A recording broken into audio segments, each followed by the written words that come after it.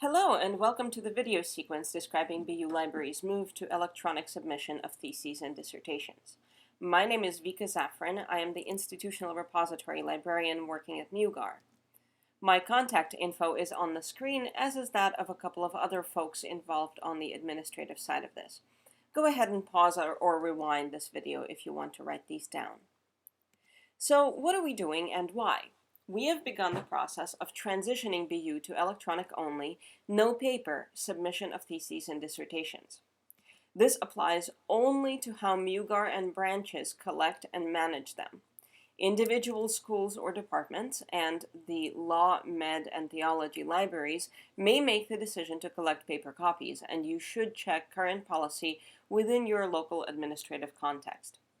At the time of this video's creation, we are working only with some schools and colleges. If you are viewing these videos, you are likely one of the participants in the electronic submission program. This program is relatively new, and I'm fairly certain that there will be snags on the way. We're working very hard to make this stressful process as easy on you as possible, and we appreciate your patience as we perfect our workflows. Why are we doing this? Really, it boils down to spreading knowledge more widely. Paper theses and dissertations don't get read nearly as much as electronic ones do.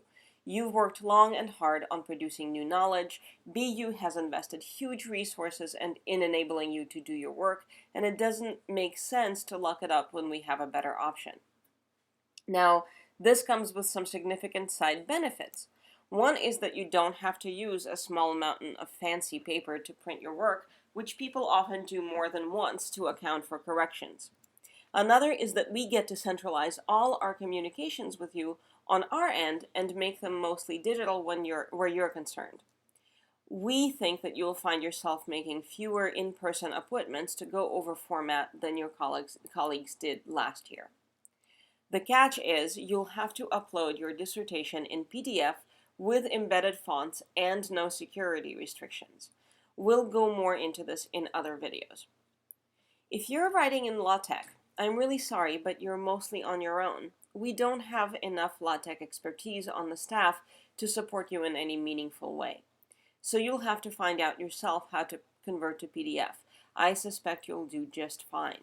You might want to take a look at the dissertation template made available on the Astronomy Department Wiki.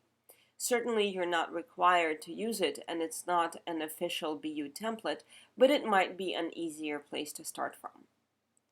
If you're writing in Microsoft Word, I strongly recommend that you watch the relevant videos for some tips that will serve you well, both in preparing your thesis or dissertation and beyond that.